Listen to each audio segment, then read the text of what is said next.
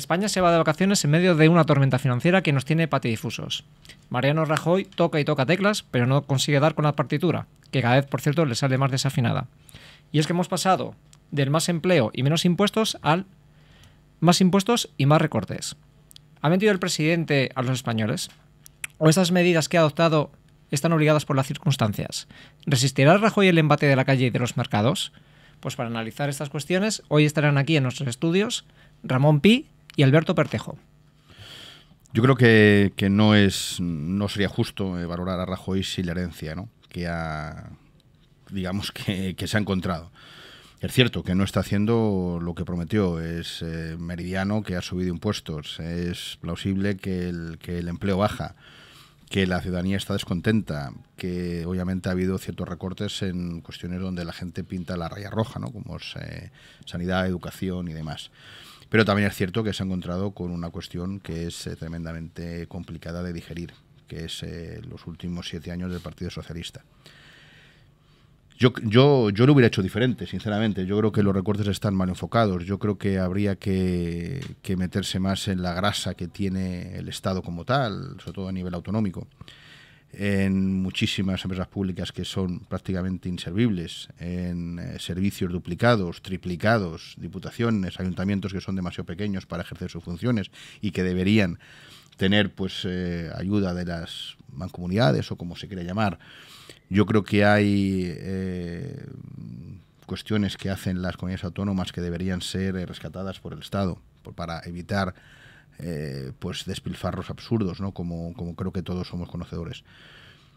Bueno, no lo ha hecho por ahí. Yo creo que eso le está costando los 8 puntos de bajada, que ahora mismo puede ser que está saliendo en la prensa, ¿no? Y yo creo, sinceramente, que el señor Rajoy debe tomar este mes, yo no sé si se tomará vacaciones o no, pero sí de reflexión sobre que en septiembre o a mediados de agosto incluso debería replantear muy en serio la política económica que está llevando a cabo. Porque yo creo que Europa, o Alemania, en este caso, porque yo creo que Europa se ciñe a Alemania únicamente, le acaba de dar el segundo aviso como a los toreros. El tercero ya... Sí, no da tiempo. Yo creo que va a tener muy poquito tiempo para remediar esto. Yo creo que si no lo cambia, principio de octubre tendremos intervención. A ver, estoy básicamente en la misma línea. A mí me parece que Mariano Rajoy no es partidario in vitro de subir los impuestos, sino de lo contrario, y por lo tanto esas decisiones las tuvo que tomar a contrapelo. Eso es verdad. Lo que me cuesta trabajo entender es cómo es posible que él solo se enterase del estado ruinoso en el que se encontraban las cuentas públicas después de haber no solo llegado al poder, sino hasta después de haber visto de verdad lo que había, después de lo que él ya mismo llamó un traspaso de poderes, me parece que dijo modélico. Modélico. Pues vaya modelo, ¿no? Es una cosa absolutamente sorprendente. A mí me parece que o era muy torpe y no supo ver más o menos la que se le venía encima, o no quiso verlo. Y estaba cegado por los consejos de sus asesores que le decían: estate quieto, gana las elecciones, luego ya veremos lo que se hace, pero en este negocio todo lo que no pasa por ganar las elecciones primero no existe. Y por lo tanto tú gana las elecciones. ¿Qué quiere oír el elector? El elector quiere oír que le vas a bajar los impuestos. Pues díselo. Y si luego resulta que hay que subírselos, ya se lo explicaremos. Pero no es lo mismo explicárselo desde la oposición que explicárselo desde el poder. Seguro no. Tengo la vehemente sospecha de que Mariano Rajoy recibió esta clase de consejos. Y que por lo demás, lo que tenía que hacer era no comprometerse prácticamente a nada de lo que le pedía su electorado natural en cualquier materia menos la económica, y que respecto de la materia económica que fuese Zapatero desgastándose a partir de mayo del año 10 y él sentado y a ver pasar el cadáver de su enemigo. Bueno, en estas condiciones él llegó al poder. Lo que pasa es que una de dos, o la crisis le viene grande o sigue prestando oídos a consejeros que le equivocan mucho, ¿no? Y es que precisamente en materia de impuestos, los expertos económicos, tanto digamos a favor ideológicamente como también los que digamos son opuestos, le decían que de tocar algún impuesto al alza, que fuese el IVA. Y ellos se empeñaron en tocar el IRPF y al final han tocado IRPF y han tenido al final también que tocar el IVA, claro. El IVA. Porque lo que le han dicho, vamos a ver, cuando una persona es deudor, está en manos del acreedor. Tiene que hacer lo que le diga el acreedor. Yo no sé por qué, cómo fue que no consiguieron convencer a los acreedores y concretamente a sus amados socios de la Unión Europea de que si no se desarrollaba una política que permitiese volver a poner en marcha el motor de la producción, España no podría pagar las deudas nunca, o por lo menos en muchísimo tiempo. Si teníamos además la experiencia de la gran crisis de la Gran Depresión americana. La Gran Depresión americana, ahora se sabe, duró 10 años, duró toda la década de los 30, pero pudo haber durado 3 o 4 de no haberse combatido con unas medidas rotundamente intervencionistas por parte del señor Roosevelt.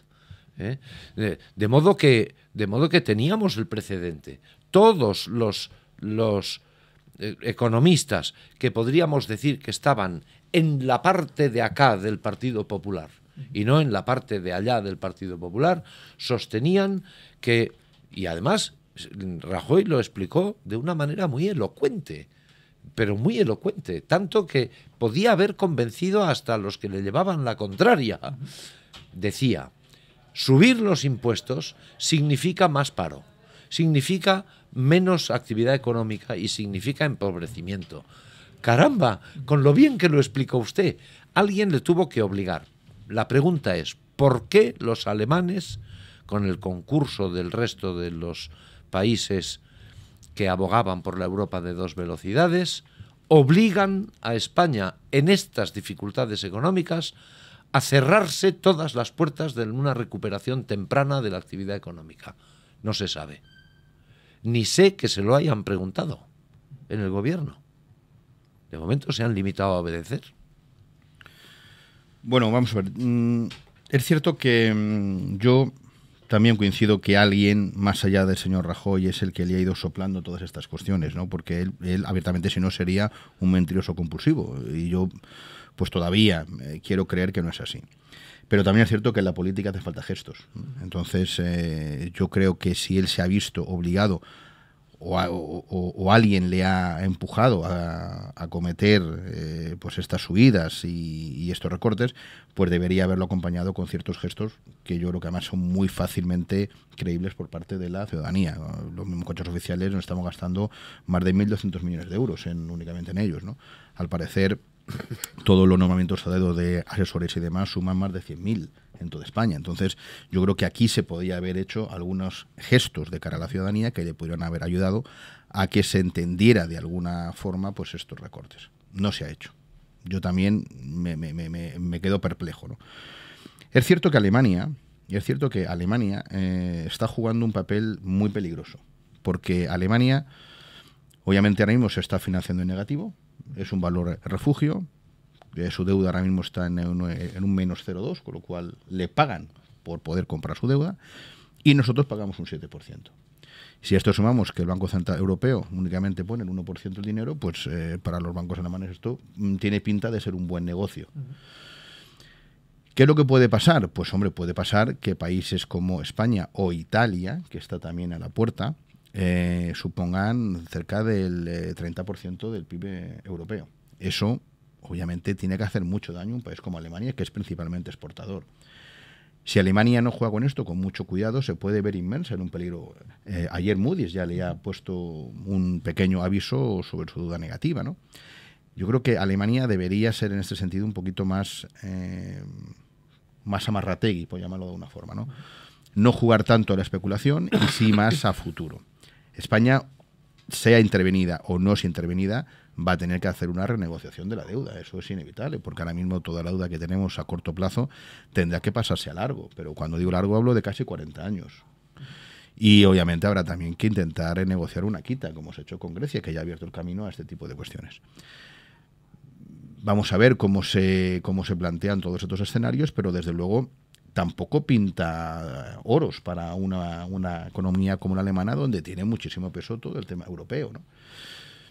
Yo creo que debería ser un poquito más conservadora Alemania, apostar más por la economía europea, ayudar de una forma, yo no sé si es comprando deuda o dejando de ahogar, digamos, a los mercados, ¿no? O de empujar a los mercados a esa especulación. Y jugar un poco más a vista de 10 o 15 años. Pero esto, en términos políticos, es muy difícil. Debería hacer eso si no pretendiera otra cosa. Claro. Porque es que a lo mejor lo que pretende es que España esté muy humillada y muy obediente durante mucho tiempo, ¿eh? Hombre, yo hace porque poco... es que si no, no se entiende, porque es que lo que está pasándole a España es perjudicial para Alemania, Claro por lo que menos, sí. aparentemente, por lo menos. Rajoy, ¿cómo no entendió que había cosas que tenía que hacer, aunque no hubiera crisis? Había que simplificar una administración selvática, arborescente, enorme, ¿eh? Tenía que simplificarlo, pero aunque no hubiera crisis, esta escandalosa proliferación de lujos oficiales, eso había que haberlo acabado aunque no hubiera crisis, pero no.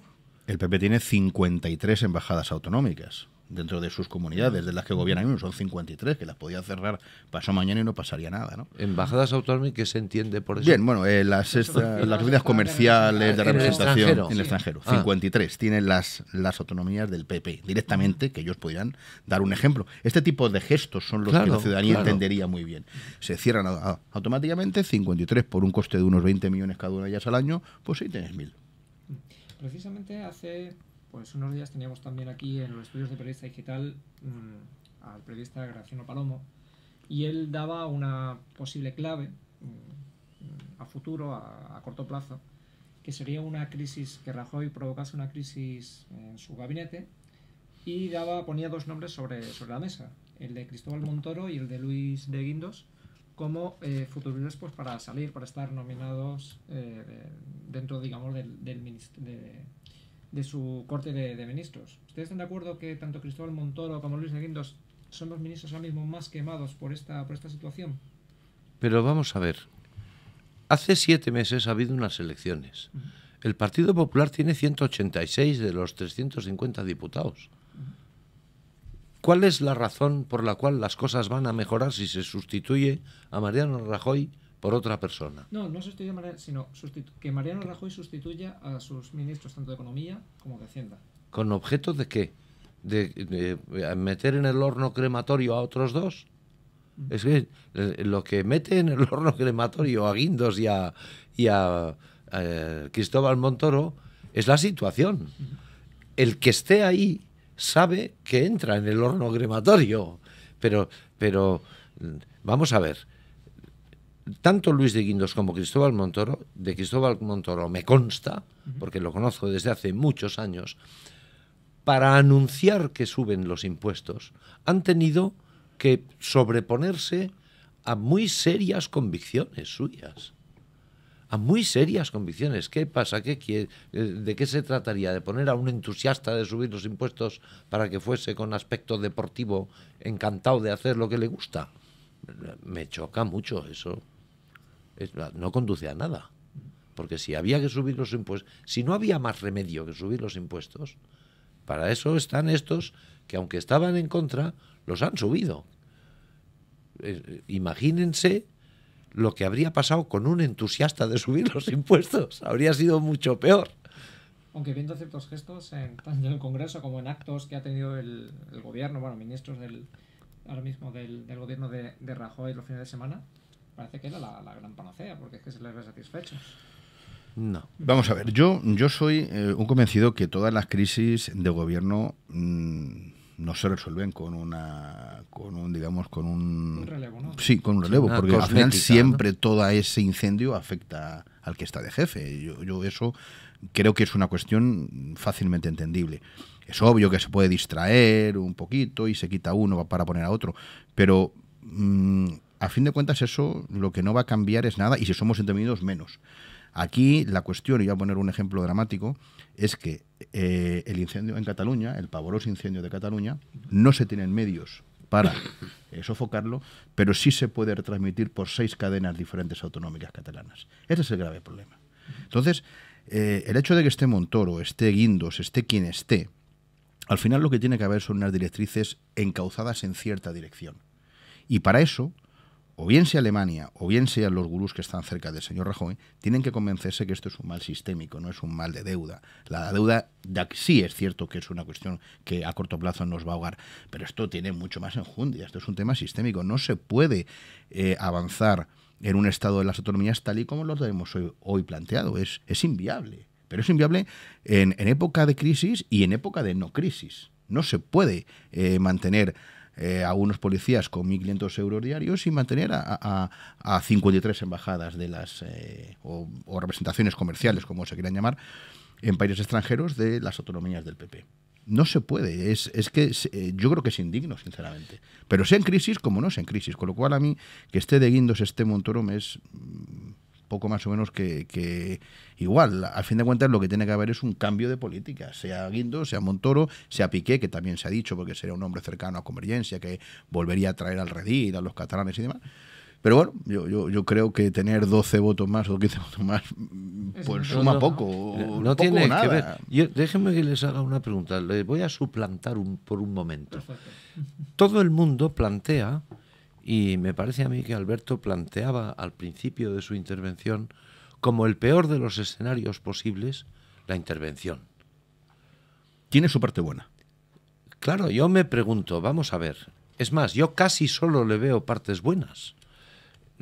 La parte buena es que si la intervención se hace con sentido común, se procedería a hacer cosas que es evidente que Rajoy no se atreve a hacer. Y que, sin embargo, muchos estamos convencidos que hay que hacer de todos modos, con crisis y sin ella. Bueno,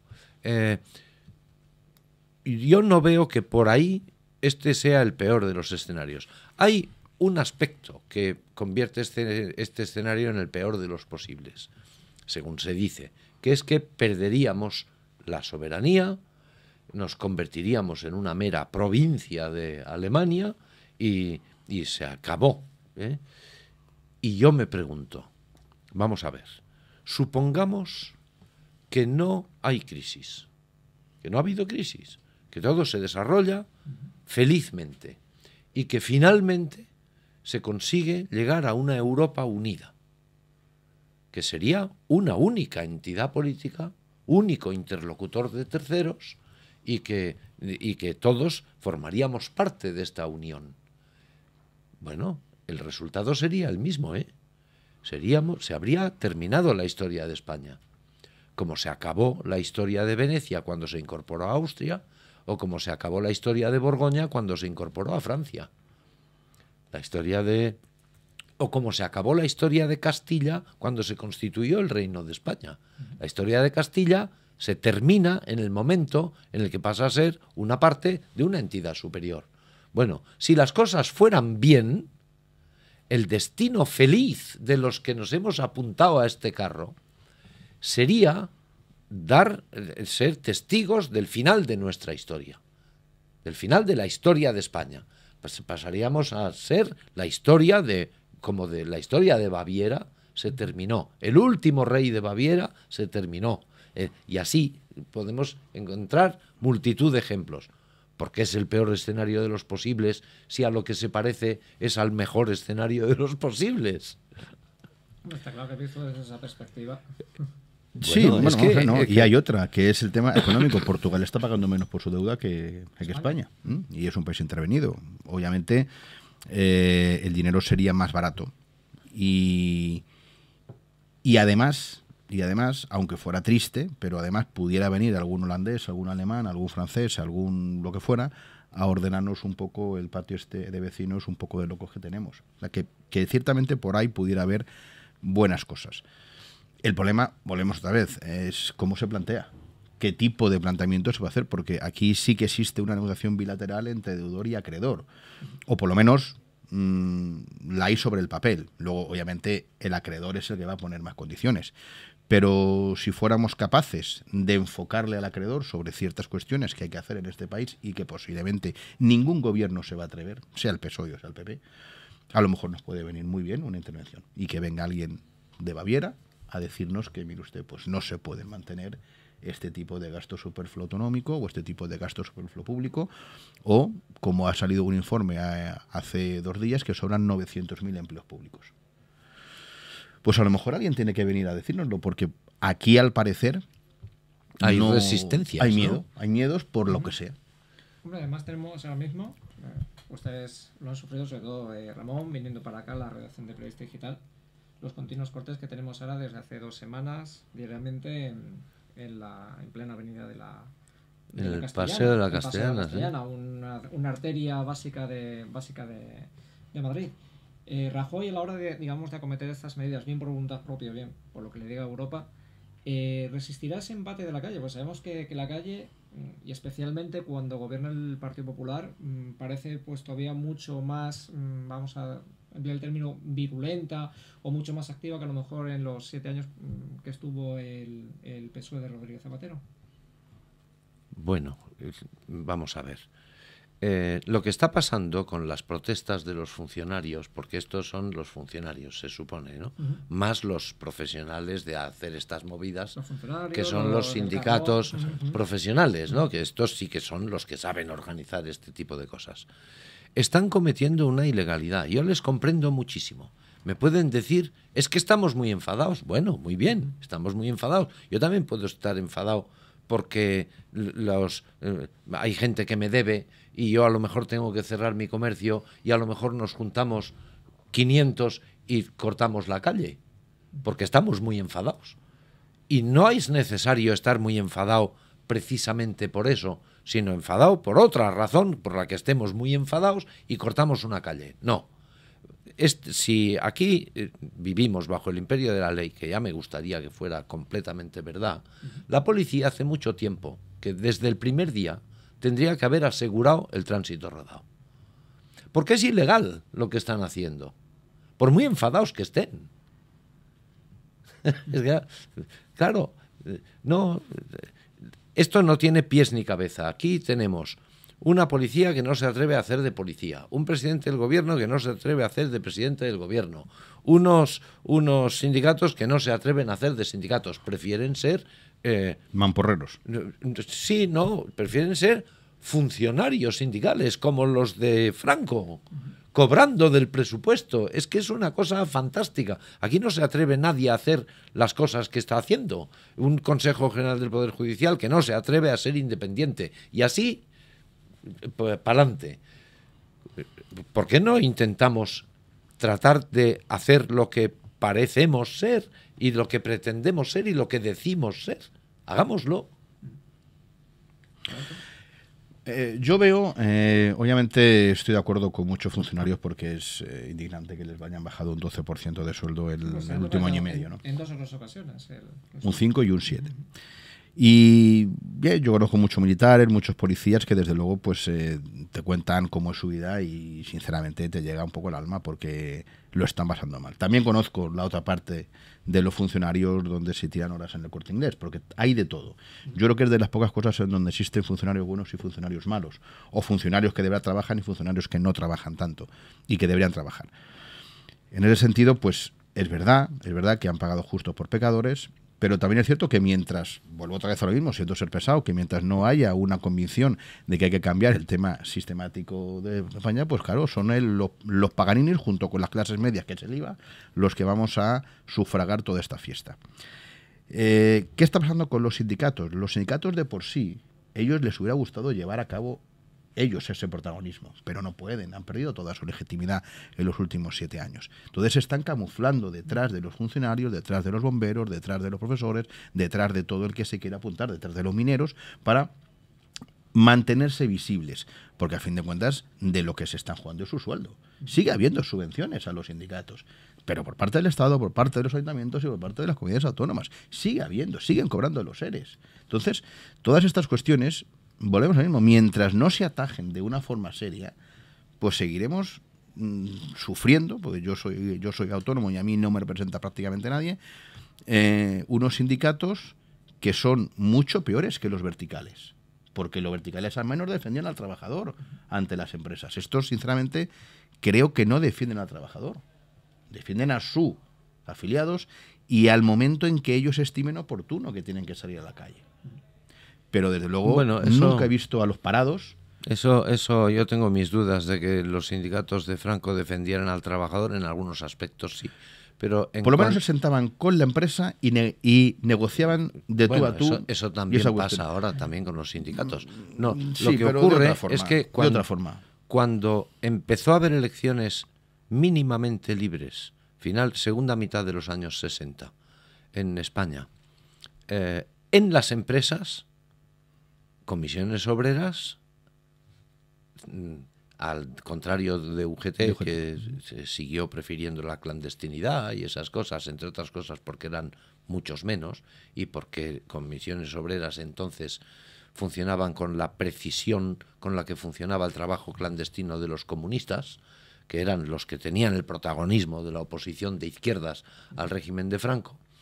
Ahora comisiones obreras se han independizado, se han separado más del Partido Comunista, pero entonces eran la pura correa de transmisión del PC. Y la gente los votó porque la gente percibió en las fábricas, la gente normal percibió en las fábricas que estos tíos iban a defender al trabajador mejor que los sindicatos oficiales. Eso yo tuve oportunidad de verlo, sin necesidad de ideologizar nada. Lo que pasa es que al régimen, claro que le aterró eso, porque comisiones obreras, claro que estaban ideologizadas, pero en las elecciones sindicales funcionaron como sindicatos enteramente neutros, no hacían soflamas políticas, hacían solo un discurso laboral, de reivindicaciones laborales.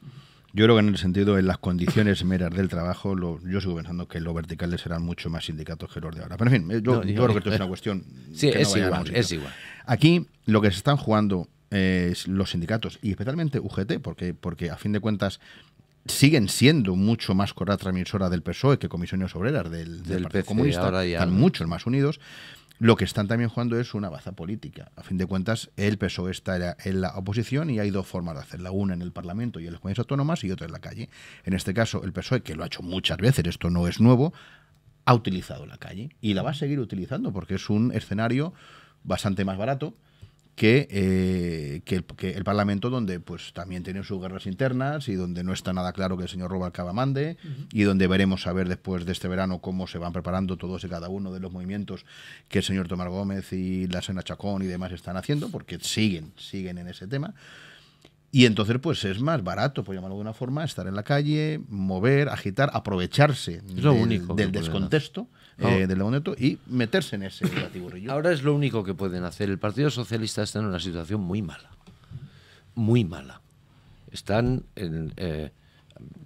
muy descoyuntados por dentro, han perdido prácticamente todo el poder autonómico, han perdido prácticamente todo el poder municipal y encima el poder nacional lo tiene el PP.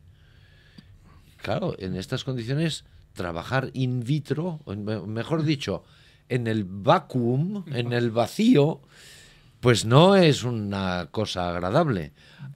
Y ahora están transmitiendo un mensaje que a mí me parece sería graciosísimo si no fuera un poco penoso, de que, teniendo en cuenta la crisis que hay, sería muy bueno un gobierno de concentración. Pero, hombre, que tienen 186 diputados. Si lo único que piden es que, si es verdad que ustedes creen que sería muy patriótico montar un gobierno de concentración, ¿por qué no les dan su apoyo directamente? sin gobierno de concentración. Ah, no, es que si no estamos en el gobierno, votamos en contra. Pues vaya, patriotas.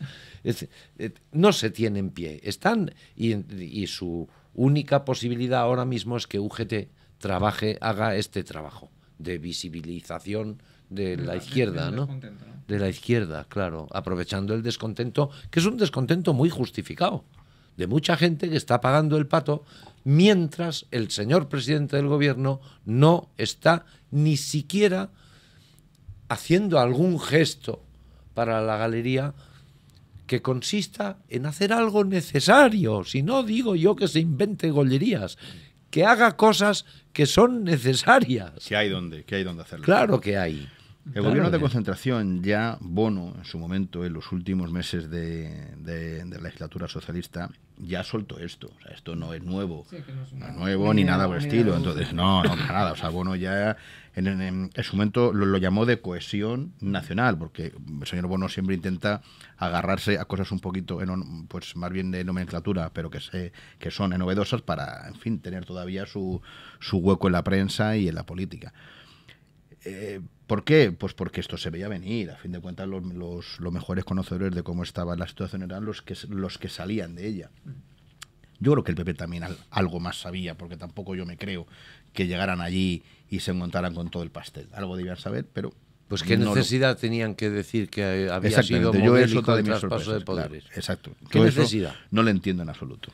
Incomprensible. Y yo, un gobierno de concentración ahora mismo, si yo le viera alguna ventaja en el sentido de decir, bueno, vamos a ver, se va a remar todos en la misma dirección, y entonces las comunidades autónomas socialistas o la oposición socialista en las comunidades autónomas va a tener un papel, digamos, donde actor principal en el sentido de ayudar a que, pues, quitar esta grasa del Estado, pues hasta podríamos verlo favorable, pero es que es justamente lo contrario. O sea, si oímos el discurso del Partido Socialista acerca del gasto público y oímos el discurso del Partido Popular acerca del gasto público, es que hoy son diametralmente opuestos. Y si encima oímos el de Tomás Gómez, ya estamos más esquinados, al córner de la izquierda.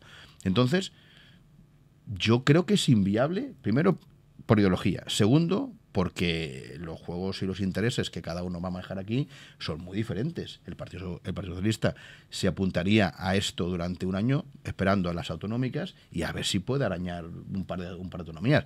No tiene mayor otra justificación.